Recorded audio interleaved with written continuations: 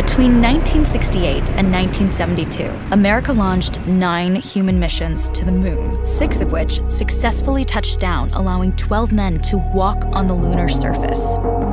NASA's next chapter of lunar exploration, called Artemis, has the task of not just going to the moon to create a long-term human presence on and around it, but also to prepare for ever more complex human missions to Mars.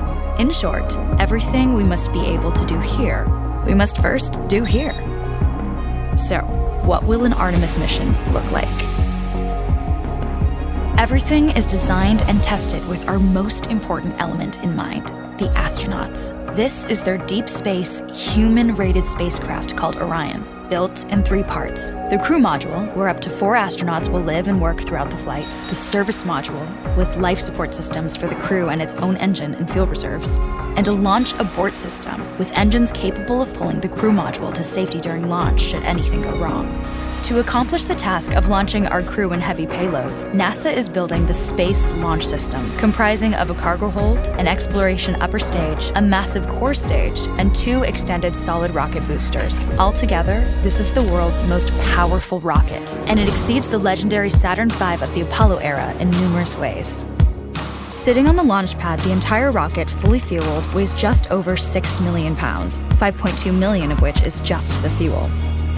Once ignited, there is no stopping what comes next. All 4 RS-25 engines and the 2 solid rocket boosters come to life, thundering our crew upwards. 2 minutes after ignition, the solid rocket boosters are spent and released.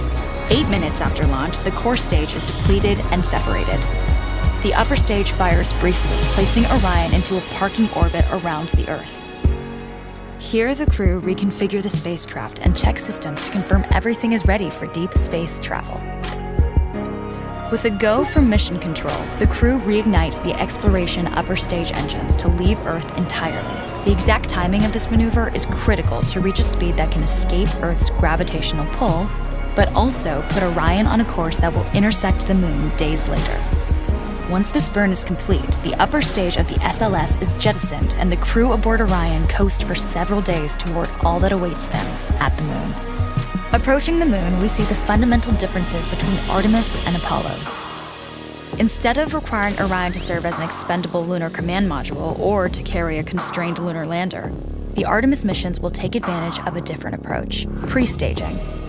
Everything needed for lunar missions will be positioned in advance by commercial and international partners. This includes rovers, science experiments, and human-rated systems on the surface. But it also includes a dedicated lunar station in orbit around the moon called Gateway.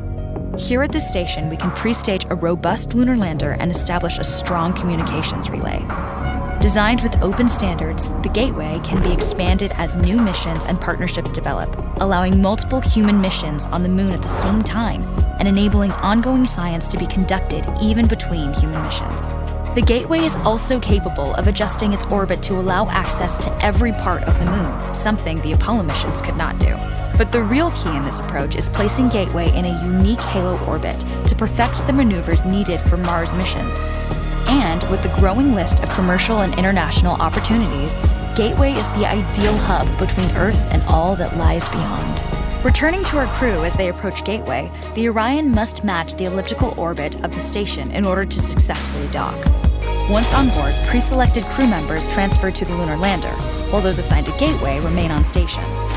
The lunar lander system itself is built for 3 unique steps: descending from the halo orbit of Gateway down to a low lunar orbit, descending from low lunar orbit to the surface, and once the lunar mission is complete, launching from the surface of the moon and ascending all the way back to the orbiting Gateway.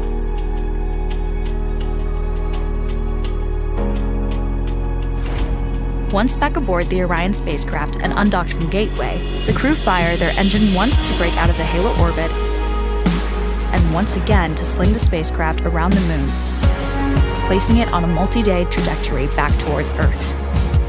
As they near the end of this journey, the service module is released, and the crew module is oriented heat shield first.